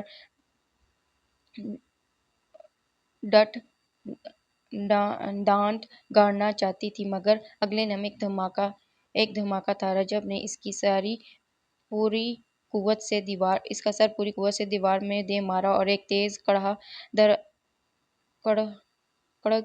کڑاکے دار آواز۔ فلک کی آنکھوں کے سامنے روشنی کے ہزاروں ستارے پھوٹ پڑے اور دنیا گھوم گئی اور اسے اپنے منہ میں خون کا گرم نمکین ذائقہ محسوس ہوا۔ وہ بے جان ہو کر زمین پر گری۔ وہ کسی شکار کی طرح اس کے اوپر جھکا۔ اس کی آنکھوں میں فتح ایک وحشیانہ چمک تھی۔ میں نے سوچا تھا یہ سب آسانی سے ہو جائے گا، اس نے حقارت سے کہا اور فلک بے جان زمین پر گر پڑی۔ لیکن تمہیں تو سنسنی خیزی پسند ہے نا، تمہیں تو بھاگ کر اپنی جان بچانی ہے۔ وہ زمین پر پڑی کڑھا رہی تھی۔ وہ نم آنکھوں سے دیکھ رہی تھی۔ یہ وہ شخص نہیں تھا، اس کا چہرہ وہی تھا مگر اس کی آنکھوں میں ایک درندہ چمک رہا تھا۔ نقاب اتر چکا تھا اور پیچھے چھپا شکاری اب پوری طرح بے نقاب تھا۔ اٹھو، وہ دھاڑا۔ فلک نے ہمت جمع کی اور سہارا سے اٹھنے کی کوشش کی۔ اپنے مسیحا کو فون کرو، بلاؤ رئیس اورنگزیب کو۔ فلک نے رفیع میں سر ہلایا۔ اس کی آنکھوں سے آنسو رواں تھے۔ وہ میرا کوئی نہیں لگتا۔ اس کی آواز میں درد ہی درد تھا، ایسا درد جو روح کو چیر دے۔ رجب رضا نے غلط عورت کا انتخاب کر لیا تھا رئیس، اس کے لیے کیوں آتا؟ وہ کہکا لگا کر ہنسا، ایک خوفناک دل دہلانے والا کہکا۔ یہ کہانی کسی اور کو سنانا، میں سب جانتا ہوں، تم اس کا خاندان ہو، وہ اپنے خاندان کے لیے کیوں نہیں آئے گا؟ اس نے فلک کا فون اس کے ہاتھ سے جھپٹا اور اس کا کانپتا ہوا انگوٹھا لگا کر اسے لاک کیا۔ رئیس کا نمبر اس کے فون میں نہیں تھا پر اس نے اپنے فون سے اس کا نمبر نکالا۔ کال ملا کر اس نے اسپیکر آن کیا اور فون فلک کے چہرے کے سامنے کر دیا۔ گھنٹی جا رہی تھی، ہر بجتی رنگ فلک کے دل پر ہتھوڑے کی طرح برس رہی تھی۔ دماغ کہہ رہا تھا کہ رئیس فون نہ اٹھائے۔ وہ نہیں چاہتی تھی کہ اس کی وجہ سے کسی اور کی جان خطرے میں پڑے مگر دل کہہ رہا تھا کاش وہ اس کے لیے آئے، وہ اسے بچانے آئے۔ اور پھر کال کٹ گئی۔ کسی نے فون نہیں اٹھایا۔ وہ تو نہیں آئے گا مگر میں تمہیں زندہ راکھ کر توڑوں گا۔ ہر لمحہ، ہر سانس کے ساتھ تمہیں خود سے نفرت ہوگی۔ میری بہن کی اذیت کا بدلہ کسی اور کو تو چکانا ہوگا۔ اس نے فلک کے ہاتھ میں فون پکڑایا اور پھر اس کے ہاتھ پر پوری قوت سے اپنا پیر مارا۔ بھاری بونڈ کی ضرب سے اس کی فلک شفاف چیخیں ابھری، فون کی اسکرین اس کے ہاتھ میں ہی ٹوٹ گئی، خون کی لکیریں بہہ نکلیں۔ وہ اڑنا چاہتی تھی مگر سر پر پڑنے والا بونٹ کی دوسری ضرب نے اس کے حواس مزید معطل کر دیے۔ اس کا لباس، اس کا جسم اس گندے گلی کے کچرے سے لتھڑ چکا تھا۔ پلیز میرے ساتھ یوں مت کرو، میری کیا غلطی ہے؟ میں نے کچھ نہیں کیا۔ وہ رو رہی تھی۔ تمہاری غلطی ہے؟ بتاؤ تمہاری غلطی کیا ہے؟ وہ پنجوں کے بل اس کے قریب بیٹھا، دائیں ہاتھ کی پہلی انگلی اس کے گال پر پھیری۔ تمہاری غلطی یہ ہے کہ میری جان کہ تمہیں رئیس سے محبت نہیں کرنی چاہیے تھی۔ جیسے ہی اس کی انگلی فلک کے ٹھوڑی تک آئی، ایک زوردار پے چانٹے اس کی نازک گال پر پڑا۔ وہ سسک اٹھی۔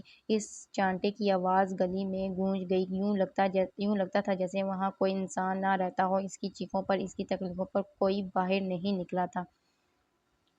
مجھے تم پسند تھی بچپن سے، تمہاری خوبصورتی نے مجھے پاگل کر دیا تھا۔ پھر مجھے پتہ چلا تم رئیس اورنگزیب کی منگیتر ہو۔ وہ اس کے قبیلے کا تھا، وہ جامشور سے تھا، وہ اسے جانتا تھا، وہ اسے بچپن سے جانتا تھا۔ وہ ایک نفسیاتی شخص تھا جو لڑکپن سے ہی فلک عالمگیر کا طلب تھا، اور میں نے سوچا کہ کیوں رئیس کی منگیتر، کیوں تم؟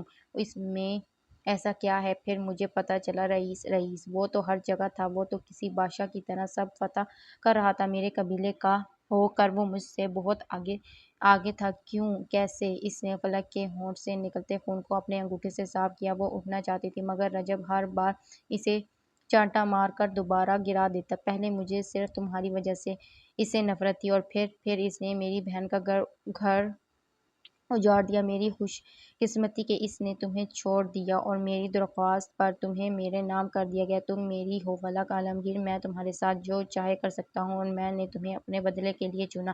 اس انکشافات فلک کو ساکت کر گئے۔ لیکن تمہیں اس سب کا اتنی ہی جلدی پتہ نہیں چلنا چاہیے تھا میری جان۔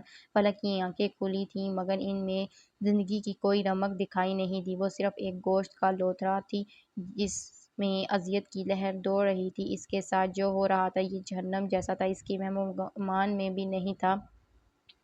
وہ تو نہیں آیا، لیکن اب تمہاری ہر سسکی، تمہارے خون کا ہر قطرہ رئیس اورنگزیب کے لیے بددعا بنے گا۔ وہ اٹھ کھڑا ہوا اور اب کچھ فاصلے پر کھڑا اپنے فون پر کسی کو نمبر ملا رہا تھا۔ فلک کی جانب اس کی پیٹھ تھی، شاید وہ جانتا تھا وہ بھاگ نہیں پائے گی۔ اسی جملے نے فلک کے اندر کوئی ٹوٹی ہوئی چنگاری بھر دی۔ وہ اپنی ساری ہمت جمع کر کے زمین پر گھسیٹتی ہوئی اٹھی، اور ایک زخمی جانور کی طرح جو اپنی آخری سانس تک لڑنا چاہتا تھا، اس نے گلی کے دہانے کی طرف بھاگنے کی کوشش کی۔ اس کے قدم لڑکھڑا رہے تھے، وجود کانپ رہا تھا، مگر آنکھوں میں جینے کی ایک آخری مایوس کن ضد تھی۔ وہ ابھی مرنا نہیں چاہتی تھی۔ اس کے ڈھیروں خواب تھے۔ تب ایک دھاڑ سنائی دی، ایک لمحے کے لیے گلی میں روشنی کا جھمکا ہوا اور کان پھاڑ دینے والا دھماکہ ہوا۔ ایک گولی آگ کی گولہ بن کر آئی اور فلک کی پنڈلی کو چیرتی ہوئی گزر گئی۔ یہ درد نہیں تھا، یہ اذیت کی انتہا تھی، جیسے کسی نے گرم لوہے کی سلاخ اس کی ہڈیوں کے اندر گھما دی۔ چمڑا، گوشت اور ہڈی سب ایک ساتھ چیخ اٹھے۔ وہ زمین پر اس طرح گری جیسے کسی نے کانچ کی گڑیا کو بلندی سے پھینک دیا۔ اس کی چیخ، اور وہ چیخ نہیں تھی، وہ ایک جانور کی آخری دلخراش پکار تھی جو آسمان تک کو ہلا سکتی تھی۔ وہ زمین پر پڑی تڑپ رہی تھی، اس کا جسم جھٹکا کھا رہا تھا، اور اس کی ٹانگ سے خون فوارے کی طرح بہہ کر گلی کی غلاظت میں جذب ہو رہا تھا۔ وہ آہستہ آہستہ قدم چلتا اس کے پاس آیا۔ اس کے چلنے کا انداز ایسا تھا جیسے کوئی فاتح بادشاہ اپنی فتح کا نظارہ کر رہا ہو۔ اس نے فلک کو بالوں سے پکڑ کر اس کا چہرہ اوپر اٹھایا۔ فلک کی آنکھوں میں اب خوف نہیں تھا، نہ اذیت تھی، ان میں خالی پن تھا، ایک ٹھہراؤ، وہ مکمل بھی بھیانک نا امید۔ میں نے تمہیں موقع دیا تھا فلک، اس کی آواز اب برف کی طرح سرد تھی۔ میں چاہتا تھا تم زندہ رہو اور اپنی آنکھوں سے رئیس کی بربادی کا ہر منظر دیکھو، مگر تم تو خود موت کی آغوش میں جانے کے لیے بےتاب ہو۔ اس کا ہر لفظ ایک نیاز خم تھا۔ میں جانتا ہوں تم اسے کبھی نہیں بھولتی، وہ تمہاری محبت تھا، مگر اب صرف تمہیں رجب رضا یاد رہے گا۔ تمہیں اس سے محبت نہیں کرنی چاہیے تھی فلک، تمہیں اس کا خاندان نہیں ہونا چاہیے تھا، بس تمہاری یہی غلطی ہے۔ یہ اس کی غلطی کیوں تھی؟ اس نے یہ جان بوجھ کر نہیں چنا تھا۔ اس کے گھنگریالے خوبصورت بال خون سے کیچڑ سے لتھڑے ہوئے تھے، اس کی گردن اور چہرے سے چپکے ہوئے تھے۔ تم بہت خوبصورت ہو، پر افسوس میں اس خوبصورتی کو خراج تحسین پیش نہیں کر سکا۔ وہ اپنے انگوٹھے کی مدد سے اس کے ہونٹ سہلا رہا تھا۔ فلک کی مڑی ہوئی پلکیں نم تھیں۔ وہ اس کا ہاتھ اپنے جسم سے ہٹانا چاہتی تھی مگر اس کے اپنے ہاتھ اٹھے ہی نہیں۔ زمین پر بہتا اس کا خون گلی کی تاریکی میں ایک سیاہ لکیر بن رہا جو کسی المناک داستان کے پہلے باب کی تھی۔ اس کی نیم عواں آنکھیں اب آسمان کو تک رہی تھیں۔ شاید وہ پوچھنا چاہ رہی تھی کوئی کیوں نہیں آیا؟ کیا میرا وجود اتنا بے معنی تھا؟ اس کے ہونٹ ہلے مگر کوئی آواز نہ نکلی۔ پھر درد اور وحشت کے اس طوفان کے بیچ ایک مایوس کن سکون اور اس پر طاری ہونے لگا۔ وہ آوازیں مدھم پڑ گئیں، درد کی لہریں دور ہوتی محسوس ہوئیں اور دنیا ایک نقطے میں سمٹ گئی۔ اس کے سینے میں ایک آخری کانپتی ہوئی سانس اٹھی اور وہ وہیں اٹک گئی۔ کچھ دیر گلی کے بند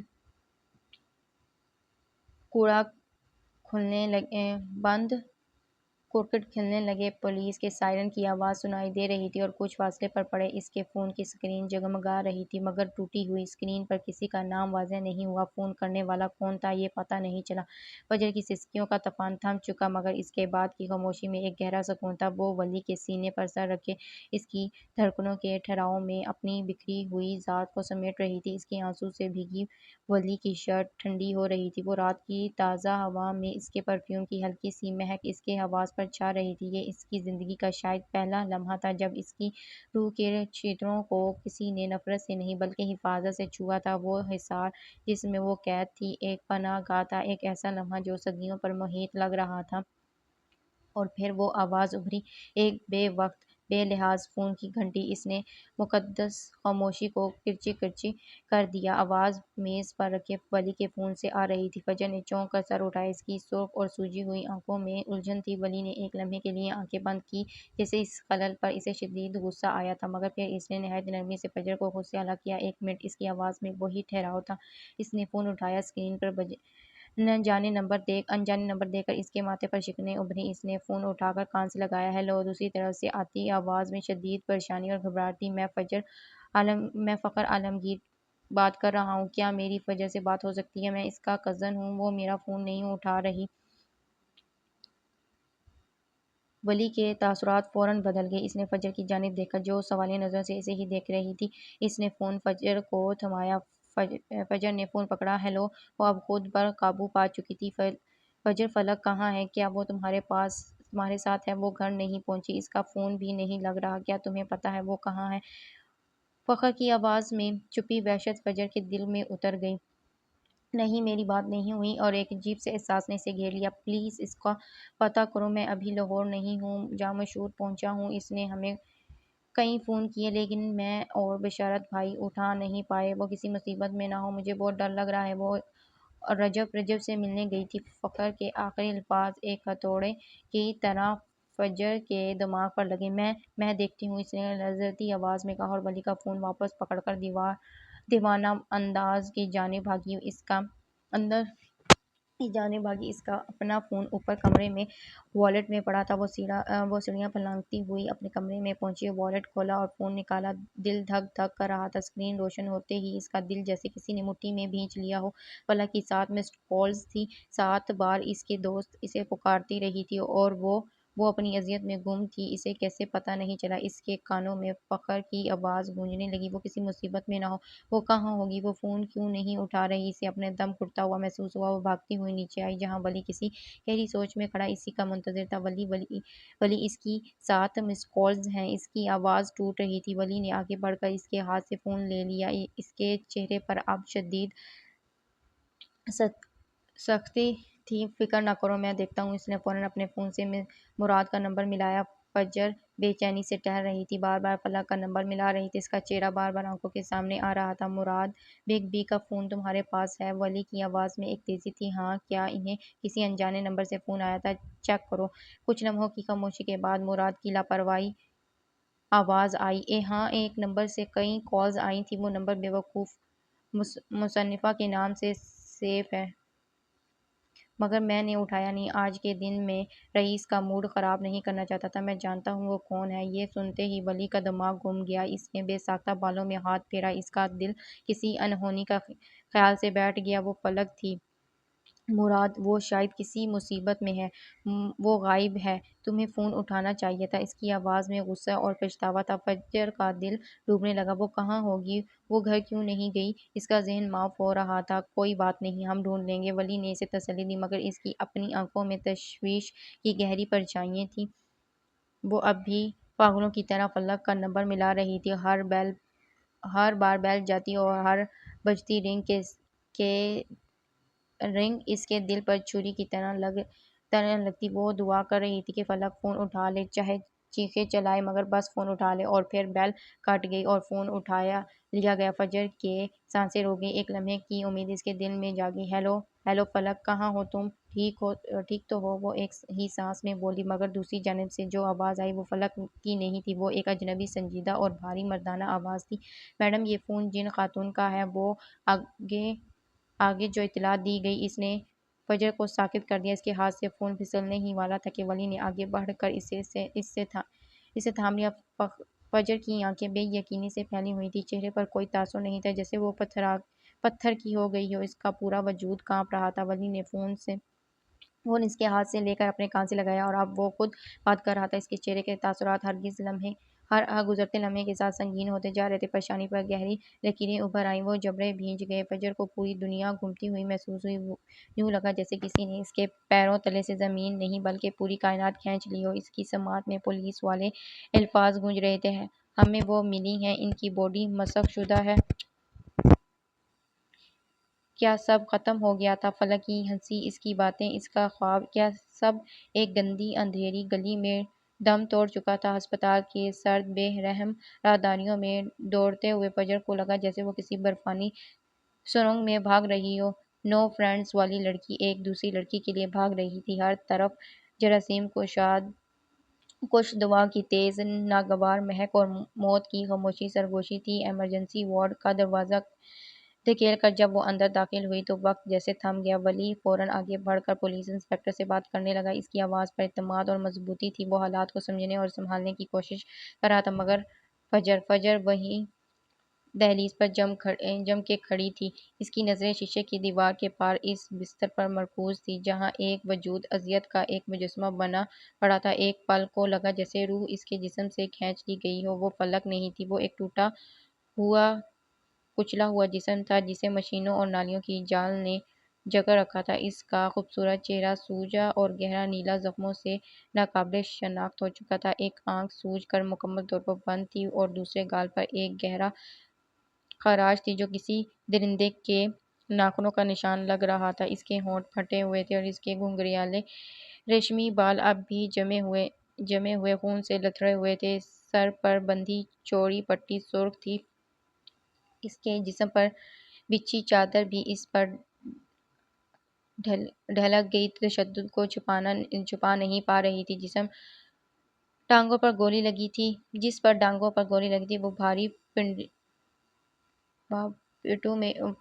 وہ بھاری پٹیوں میں جکڑی ایک عجیب زاویہ پر رکھی گئی تھی۔ اس کے بازو پر لگی ان گنت نیل ایسے لگ رہے تھے جیسے کسی نے اسے بے رحمی سے پکڑا اور گھسیٹا ہو، مگر سب سے خوفناک منظر ان مشینوں کا تھا جو اسے زندہ رکھے ہوئے تھیں۔ وینٹی لیٹر کی ایک نالی اس کے حلق میں اتری ہوئی تھی۔ ہارٹ مانیٹر کی سکرین پر چلتے سبز لکیریں اور اس کے ساتھ ابھرتی تیز بے ترتیب بیپ بیپ بیپ بیپ کی آواز اس کمرے کی واحد زندہ علامت تھی۔ ایک ایسی زندگی جو اسے اپنی ہی نہیں مشینوں کی محتاج تھی۔ پاس لٹکی خون کی تھیلی سے سرخ مائع قطرہ قطرہ اس کی رگوں میں اتر رہا تھا۔ اس خون کی جگہ لے رہا تھا جو بے دردی سے گلی کی غلاظت میں بہہ دیا گیا تھا۔ فجر اب شیشوں کی دیوار سے چپکی کھڑی تھی۔ اس کی آنکھیں پلک جھپکنا بھول گئی تھیں۔ اس کے کانوں میں ولی اور پولیس کی آوازیں آ رہی تھیں۔ جام مشہورہ اطلاع کر دی گئی ہے، گھر والے نکل چکے، حالات تشویشناک ہیں، مگر اس کے دماغ تک کوئی لفظ نہیں پہنچ رہا تھا۔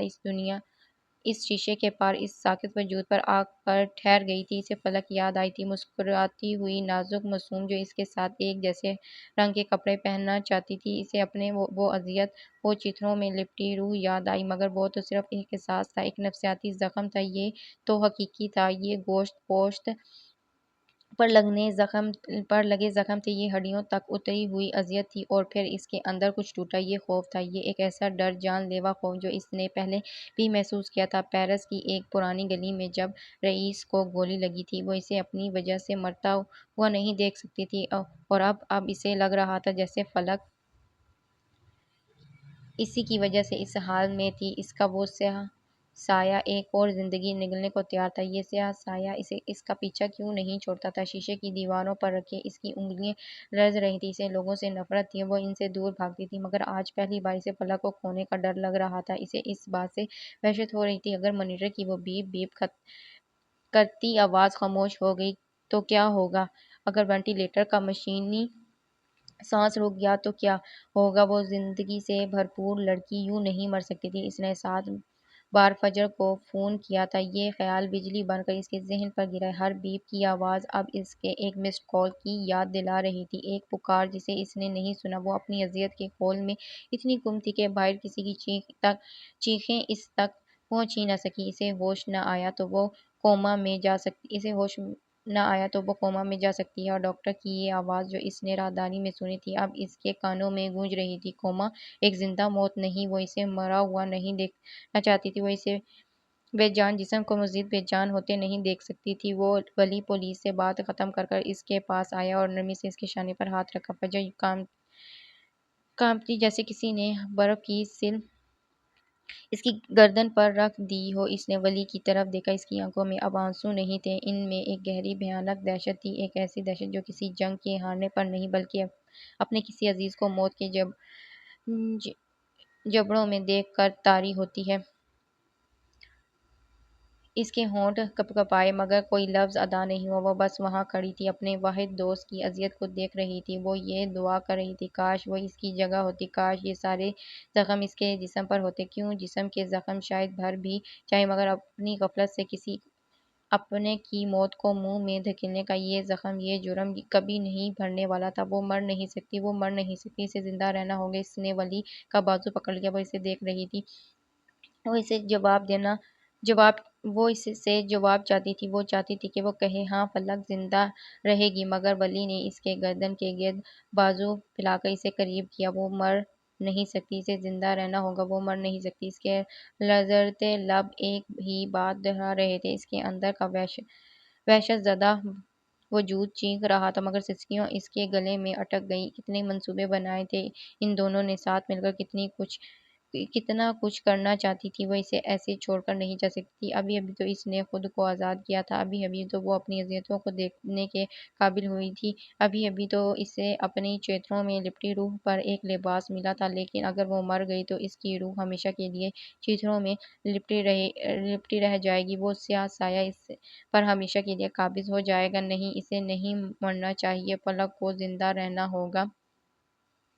ہسپتال کی راہداریاں جو کچھ دیر پہلے تک فجر کی خوف اور ولی کی خاموشی مضبوطی سے بھری تھی، اب ایک نئے طوفان کی زد میں تھی۔ دروازہ ایک جھٹکے سے کھلا اور رئیس اندر داخل ہوا، اس کے پیچھے عروضہ امورات بھی تھے۔ رئیس کی آمد میں کوئی افراتفری نہیں تھی، بلکہ ایک سرد بھیانک سکوت تھا جو کسی بڑے دھماکے سے پہلے چھا جاتا ہے۔ اس کی آنکھوں میں نہ کوئی خوف تھا، نہ کوئی ہمدردی، صرف ایک گہری یخ بستہ حیرت اور ضبط شدہ قہر تھا۔ اس کی نظریں سب سے پہلے فجر اور ولی پر پڑی، اور پھر سیدھا اس شیشے کی دیوار پر جہاں فلک زندگی کی بھیک مانگ رہی تھی۔ وہ ایک لفظ کہے بغیر نپے تلے قدموں سے چلتا ہوا اس شیشے کے سامنے جا کر کھڑا ہو گیا۔ وہ ساکت تھا، یہ وہ لڑکی تھی جس کی آنکھوں میں اس کے لیے ہمیشہ ایک محبت چمکتی تھی، جو اس سے بے لوث محبت کرتی تھی، جس نے 13 سال اس کا انتظار کیا تھا اور پچھلے 3 سالوں سے اپنوں ٹھکرانے کی عزت کو ساتھ لیے جی رہی تھی، ایک زندہ دل کہہ کے بکھیرنے والی لڑکی، اور آج وہ محبت ہی اس کا کفن بن گئی تھی۔ اسے فلک سے محبت نہیں تھی، مگر اس کی عزت اس کے خاندان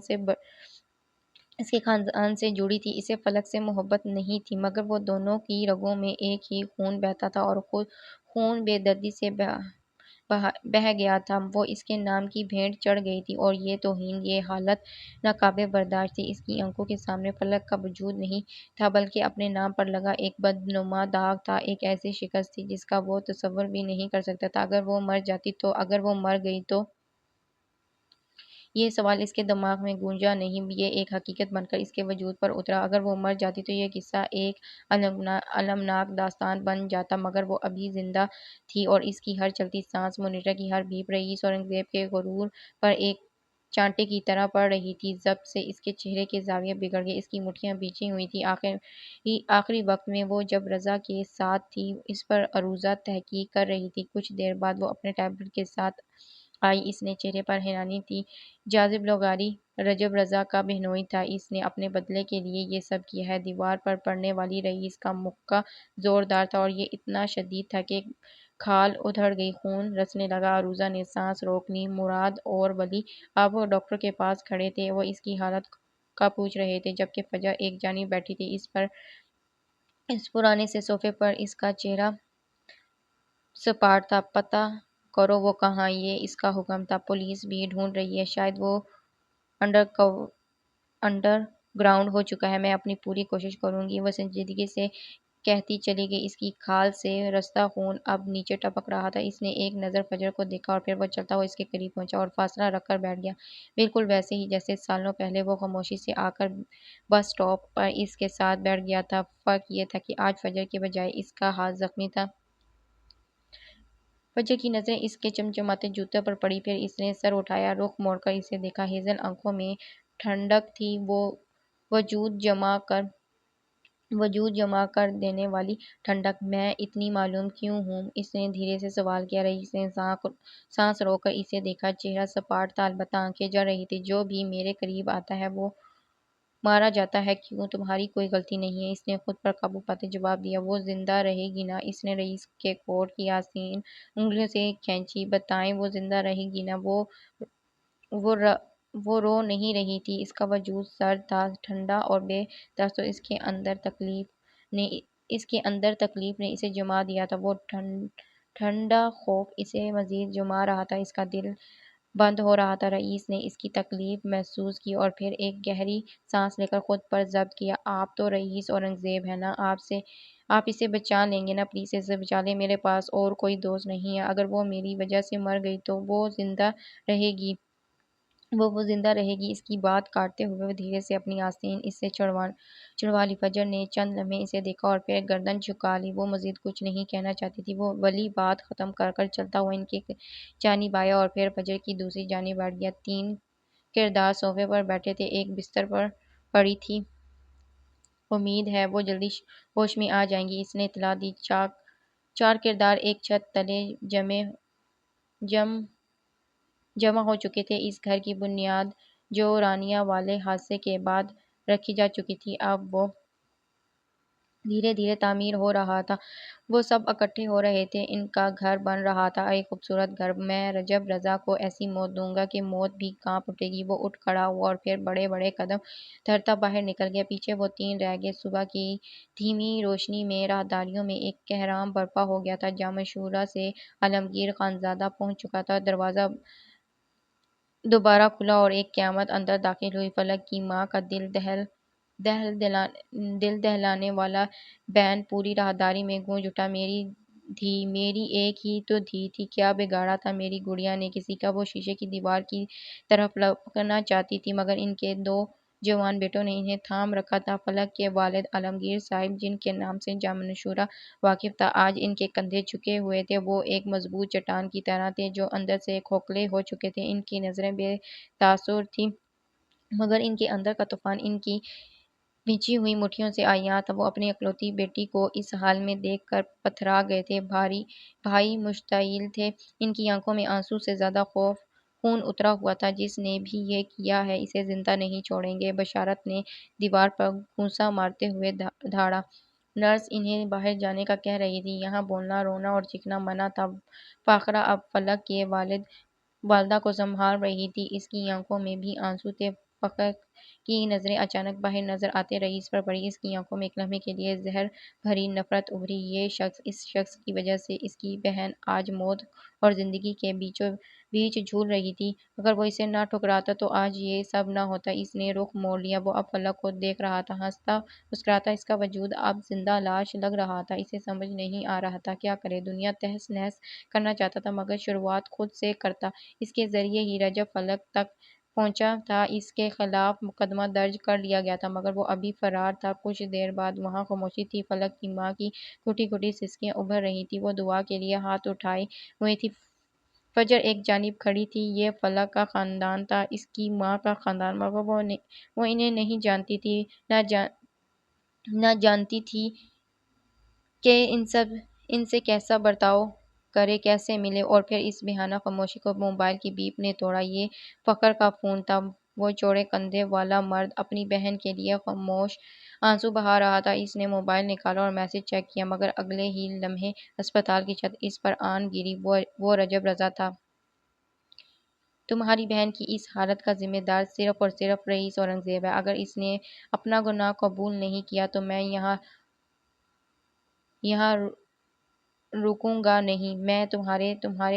میں تمہارے خاندان کی ایک ایک عورت کی زندگی عذاب بنا دوں گا، جیسے اس نے میری بہن کی ہے۔ اسے کہو اپنا جرم قبول کرے۔ اس کا مکروہ چہرہ ابھرا، زہر بھری آواز گونجی اور بند ہو گئی۔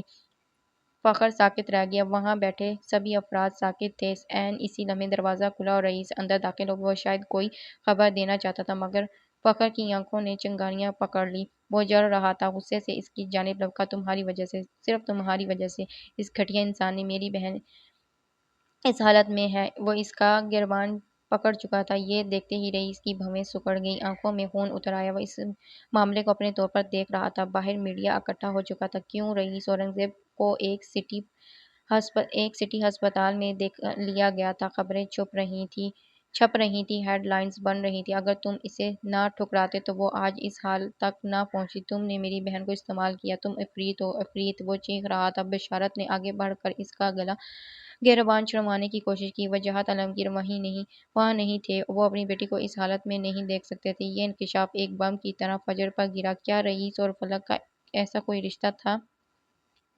فلک ایک مرد کے انتقام کی بھیڑ چڑھی تھی، اور وہ مرد رئیس اورنگزیب تھا۔ رجب کا اصلی ہدف فلک نہیں رئیس تھا، یعنی وہ اس کی وجہ سے اس حالت میں نہیں تھی۔ وہ ساکت کھڑی سب دیکھ رہی تھی۔ جیسے ہی بشارت اس کے ہاتھوں سے رئیس کے گریباں چھڑوانے میں کامیاب ہوا، وہ اپنا کوٹ جھاڑتے ہوئے دبی دبی آواز میں دھاڑا، بکواس بند کرو، میری وجہ سے نہیں، تم لوگوں کی فرسودہ روایات کی بھیڑ چڑھی ہے۔ تم لوگوں نے اسے قبیلے کے مرد سے باندھا،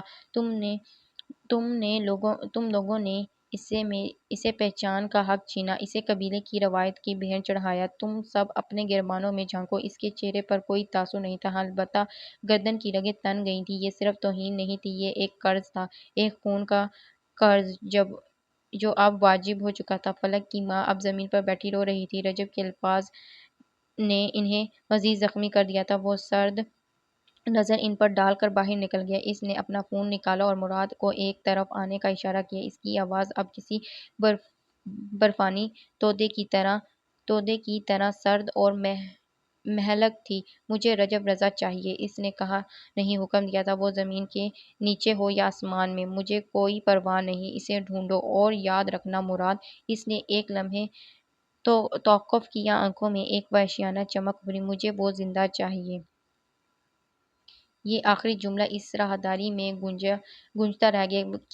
یہ کسی رحم کی اپیل نہیں تھی، یہ ایک بدترین انتقام کا اعلان تھا۔ فلک کی زندگی کی ڈور مشینوں کے سہارے چل رہی تھی، اور باہر اس قیمت پر شروع ہونے والی ایک خونی جنگ کا طبلہ بج چکا تھا۔ شہر کے سب سے مہنگے ہسپتال کی فضا میں ایک مصنوعی جراثیم سے پاک ٹھنڈک تھی۔ پالش شدہ فرش پر روشنیوں کے عکس تیرتے دکھائی دے رہے تھے، اور مشینوں کی دھیمی مسلسل گنگناہٹ خاموش اور مزید گہرائی کر رہی تھی۔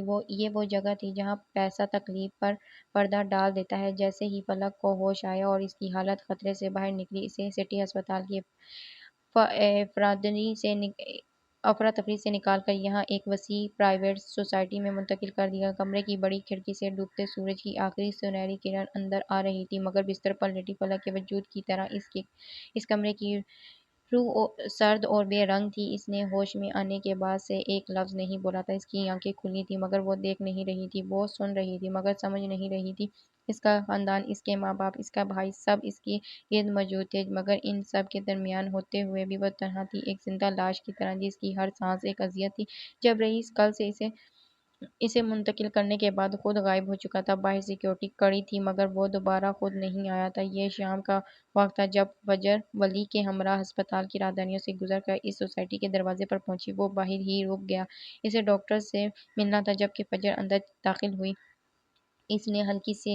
اس نے ہلکی بھورے رنگ کا سادہ سا سوٹ پہن رکھا تھا، سیاہ دوپٹہ سلیقے سے شانوں پر ٹنگا تھا اور بالوں کو ایک ڈھیلی سی جوڑے میں قید کر رکھا تھا۔ آنکھوں پر لگائے چشمہ اتار کر اس نے بالوں میں عرض لیا، چہرے پر تھکن کے ساتھ ایک مضبوط ارادے کے آثار تھے۔ صبح وہ اپنی ماں کو یہیں چھوڑ کر گئی تھی تاکہ وہ برسوں بعد اپنے بچھڑے ہوئے خاندان سے مل سکے۔ دن بھر آنسوؤں اور معافی طلبی کا سلسلہ چلتا رہا۔ وجاہت عالمگیر نے آج جب اپنی بیٹی کو تکلیف میں دیکھا، اس کی تکلیف محسوس کی تو اپنے ماں باپ کا خیال آیا جو اپنی بیٹی سے ملے بنا ہی مر گئے تھے۔ ان کی تکلیف محسوس ہوئی، آخر انہوں نے اتنا وقت کیوں لگا دیا تھا۔ جیسے ہی فجر اندر داخل ہوئی، صوفے پر بیٹھی نگین بیگم جو اپنی بیٹی کی خاموشی پر اندر ہی اندر گھر رہی تھیں، اسے دیکھا اور ان کی آنکھیں نفرت سے پھیل گئیں۔ پہلے وہ اپنے دکھ اور صدمے میں اسے ٹھیک سے دیکھ نہیں پائی تھی، مگر اب اپنے سامنے کھڑی اس سپاٹ چہرے والی لڑکی کو دیکھ کر ان کے اندر کا سارا زہر ابل پڑا۔ یہ چہرہ ان کے نزدیک تباہی کی علامت تھا۔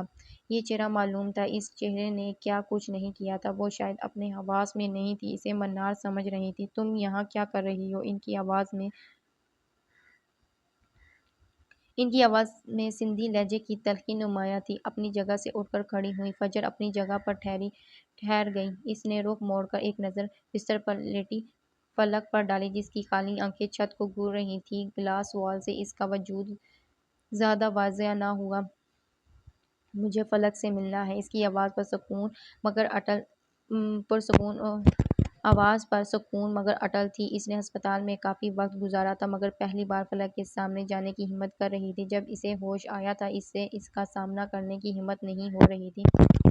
میری بیٹی سے دور رہو، وہ جیسے پھنکاری۔ تم معلوم ہو تم یہاں کیوں آئی ہو؟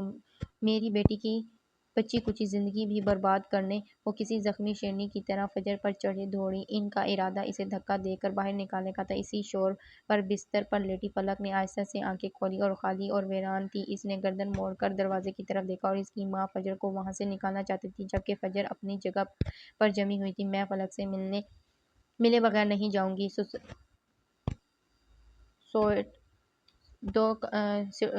سوسائٹ 2 کمروں اور ایک لاؤنج پر مشتمل تھا۔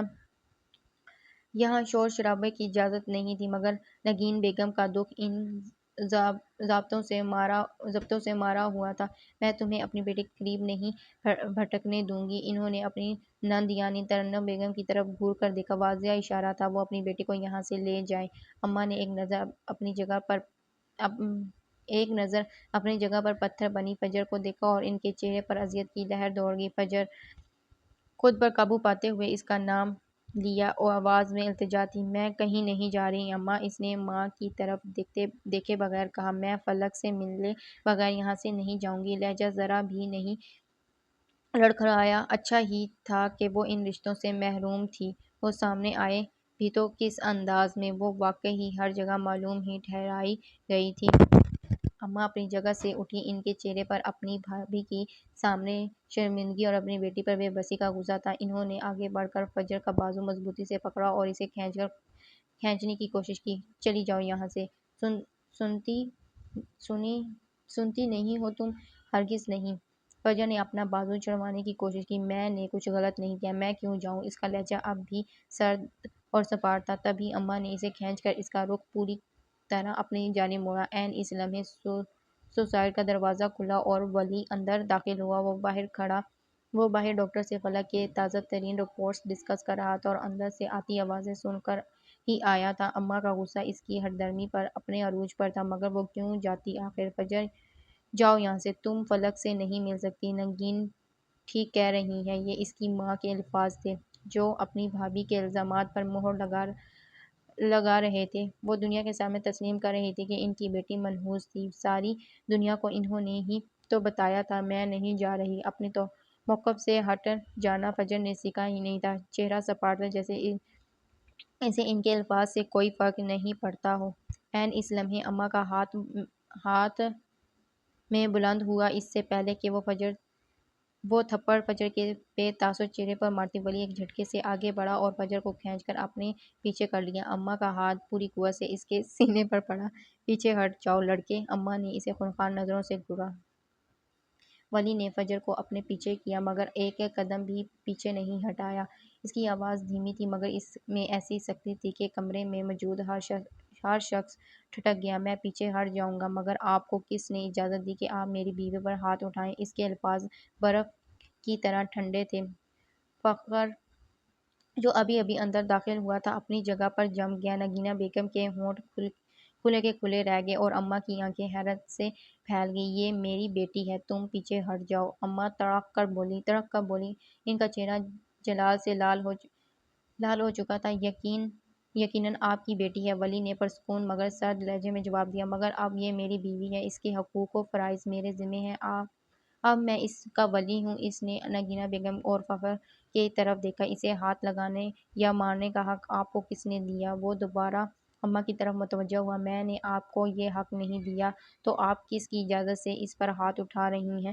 اس کے آخری جملے نے کمرے میں ایک بھیانک گہرا سکوت طاری کر دیا۔ یہ الفاظ نہیں تھے، یہ اعلان تھا، ایک ڈھال تھی جو فجر کے گرد تن گئی تھی۔ اماں کا اٹھا ہوا ہاتھ بے جان ہو کر نیچے گر گیا۔ نگینہ بیگم کی زہر اگلتی زبان گنگ ہو گئی۔ فخر حیرت سے کبھی ولی کو دیکھ رہا تھا اور کبھی فجر کے سپاٹ چہرے کو۔ وہ افق اورنگزیب کا بیٹا تھا اور یہ سرپرائز کیا کم تھا جو وہ اب فجر کا شوہر بھی نکل آیا تھا۔ میں آپ سب کی عزت کرتا ہوں لیکن دوبارہ کسی نے انہیں دھکا دیا یا معلوم کہا تو مجھ سے لحاظ کی امید مت رکھیے گا کیونکہ میں کوئی مشرقی مرد نہیں ہوں۔ اس نے ایک جتاتی نظر نگینہ بیگم پر ڈالی اور پھر فخر کو دیکھا تاکہ وہ اپنی ماں کو سمجھا سکے۔ یہ اعلان تھا اور بستر پر لیٹی فلک کی خالی آنکھوں میں کئی دنوں بعد زندگی کی ایک ہلکی سی رمق ابھری۔ اس نے اپنی گردن پوری طرح موڑی اور گلاس وال کے پار اس منظر کو دیکھا جہاں ایک مرد اس لڑکی کے لیے کھڑا تھا جسے پوری دنیا معلوم کہہ رہی تھی۔ اس سے پہلے کہ کوئی کچھ کہتا ولی کے الفاظ پر چھائے گئے گہرے سکوت کو ایک ہلکی سی کانپتی ہوئی آواز نے توڑا۔ یہ آواز بستر پر لیٹی فلک کی تھی۔ اماں! یہ ایک لفظ نہیں تھا، ایک کراہت تھی جو بمشکل اس کے پھٹے خشک ہونٹوں سے باہر نکلی تھی مگر اس بھیانک خاموشی میں ایک دھماکے کی طرح گونج تھی۔ سب کی توجہ کا مرکز ایک لمحے میں بدل گیا۔ نگینہ بیگم جو ولی کے سامنے ساکت کھڑی تھی پلٹ کر اپنی بیٹی کی طرف بھاگی۔ فجر نے کھلے دروازے اور شیشے کی دیوار کے پار دیکھا۔ فلک ٹوٹے ہوئے وجود کے ساتھ اٹھنے کی کوشش کر رہی تھی اور اس کی ماں اس کے چہرے کو، اس کے پیشانی کو بے طرح چوم رہی تھی جیسے ان بوسوں سے اس کی روح پر لگے زخم بھرے جائیں گے۔ فجر پتھرائی ہوئی نظروں سے یہ منظر دیکھتی رہی۔ نگینہ بیگم کے ہاتھوں میں اب فلک کے ہاتھ تھے جن پر نیلے اور پیلے نشان ابھرے ہوئے تھے اور اس کی دونوں انگلیاں ٹوٹی ہوئی تھیں۔ فخر کی مدد سے اسے سہارا دے کر بٹھایا۔ فلک کے لب بھینچے ہوئے تھے، اس کے چہرے پر درد کی اتنی تہیں تھی کہ گننا ناممکن تھا۔ یہ صرف جسمانی درد نہیں تھا، یہ اس کرب کا اظہار تھا جو اس کے روح کو چیتھڑوں میں بدل چکا تھا۔ اس نے دھیرے سے مگر ایک حتمی انداز میں اپنی ماں کے ہاتھوں سے اپنے ہاتھ چھڑوا لیے اور یہ ایک چھوٹی سی حرکت تھی مگر اس میں ایک عمر کا انکار چھپا تھا۔ فخر کچھ کہہ رہا تھا، تسلیاں دے رہا تھا مگر وہ نہیں سن رہی تھی۔ اماں وہیں دروازے کے پاس جمی کھڑی تھی۔ فجر ابھی تک اپنی جگہ ساکت تھی اور ولی سنجیدہ کھڑا تھا اور پھر فلک کی آواز ابھری۔ اس کی آواز ٹوٹی ہوئی تھی، ہر لفظ کے ساتھ اس کے گلے میں جیسے کانچوں کی کرچیاں چبھ رہی تھیں مگر اس میں ایک ایسی کاٹ تھی جس نے سب کو چھلنی کر دیا۔ میرے ساتھ ایسا کیوں ہوا؟ اس نے خالی نظروں سے سامنے بیٹھی اپنی ماں کو دیکھا جو اس کے بیڈ کی پائنتی پر ٹکی ہوئی تھی۔ میں نے تو کبھی کسی کا برا نہیں کیا۔ ایک آنسو اس کی آنکھوں سے ٹوٹ کر گال کی خراش پر گرا اور وہ تکلیف سے سسک اٹھی۔ اس نے نظریں گلاس وال کے پار کھڑی فجر پر جمائیں۔ آپ فجر کو باہر نکال رہی ہیں کہ وہ معلوم ہے اسے دھکے ملنے چاہئیں۔ سانس لینے میں مشکل پیش آ رہی تھی۔ لیکن اماں میں تو معلوم نہیں ہوں، میں نے تو آپ سب کی ہر بات مانی، پھر میرے ساتھ ایسا کیوں ہوا؟ اس کے چہرے کی خراشیں، پھٹے ہوئے ہونٹ اور ویران آنکھوں کے پیچھے ایک چیتھڑوں میں لپٹی روح تھی جو وہاں موجود ہر شخص سے سوال کر رہی تھی۔ میں نہ باغی ہوں نہ ہی مضبوط، میں نے کبھی کسی سے اونچی آواز میں بات تک نہیں کی، میں نے کبھی کسی کا برا نہیں چاہا، کسی کو تکلیف نہیں دی، پھر میرے ساتھ ہی ایسا کیوں ہوا؟ اس کے سوال جائز تھے مگر جواب کس کے پاس تھے؟ اپنی جگہ جمی فجر کے اندر شیشے کا بنا کوئی محل دھڑام سے زمین بوس ہو گیا تھا۔ وہ یوں ہی کھڑی اسے دیکھ رہی تھی۔ پھول اگانے والی لڑکی، کہانیاں لکھنے والی لڑکی، جس نے اپنی پوری زندگی اطاعت کی مقدس چادر اوڑھ کر گزاری تھی، جس نے کبھی انجانے میں بھی کسی چونٹی کو نہ مسلا تھا، اس کے حصار میں اتنی اذیت کیوں آئی تھی؟ چپ کر جا میری دھی، اتنا نہ بول، تکلیف ہوگی، لیٹ جا میری دھی۔ نگینہ بیگم اسے چپ کروانا چاہتی تھی، اس کے سوال کے نیچے دبنے کے خوف سے اپنی باہوں میں بھرنا چاہتی تھی، مگر پلک آج چپ نہیں رہ سکتی تھی۔ کیوں چپ کر جاؤں ماں، کیوں؟ اس کی آواز اب ایک درد بھری چیخ میں بدلنے لگی، وجود کپکپانے لگا۔ میں نے کبھی کسی کو انکار نہیں کیا، زبان ہوتے ہوئے بھی بے زبان گڑیا بنی رہی، کبھی سر اٹھا کر بات نہیں کی، ہمیشہ بڑوں کے فیصلوں پر سر جھکایا۔ آپ لوگوں نے مجھے جس کھوٹے سے باندھا، میں چپ چاپ بندھ گئی، میں نے انکار نہیں کیا تھا، رجب سے شادی کرنے پر بھی نہیں، صرف اس لیے کہ آپ سب خوش ہو جائیں، کہ خاندان جڑا رہے، قبیلے کا سر اٹھا رہے۔ اس کی نظریں اب فخر اور اپنی ماں کے درمیان بھٹک رہی تھیں۔ اگر فجر باغی ہے، اگر وہ آپ کے بنائے ہوئے اصولوں پر نہیں چلتی، اگر وہ خاندان کا حصہ بننے کے قابل نہیں، مگر میں تو تھی، میں تو آپ سب کے لیے ایک مثالی بیٹی تھی۔ میں باغی نہیں ہوں، پھر میری فرمانبرداری کا یہ صلہ کیوں ملا؟ کیوں؟ وہ چیخنا چاہتی تھی مگر گلے نے جواب دے دیا، جسم درد سے ٹوٹ رہا تھا، وہ اپنی پوری قوت صرف کر کر بول رہی تھی، اس کے وجود کا ذرہ ذرہ تڑپ رہا تھا۔ فخر نے آگے بڑھ کر اس کا کندھا تھپتھپایا۔ بس کر دو فلک، پلیز۔ نہیں، مجھے جواب چاہیے۔ کیا ایک مشرقی لڑکی ہونے کی سزا یہی ہے کہ وہ اپنے خوابوں کی قبر پر چپ چاپ آنسو بہاتی رہے، اپنی ہر خواہش کو مار کر دوسروں کی خوشی میں مسکرانے کا ناٹک کرے؟ میں سب کیا تو پھر میرے وجود کو اس گندی گلی کی غلاظت میں کیوں روندا گیا؟ جی تو بس اس کو ہم یہیں پہ سٹاپ کرتے ہیں، باقی کا ہم نیکسٹ ایپیسوڈ میں کمپلیٹ کریں گے۔ مجھے اپنی دعاؤں میں یاد رکھیے گا۔ اللہ حافظ۔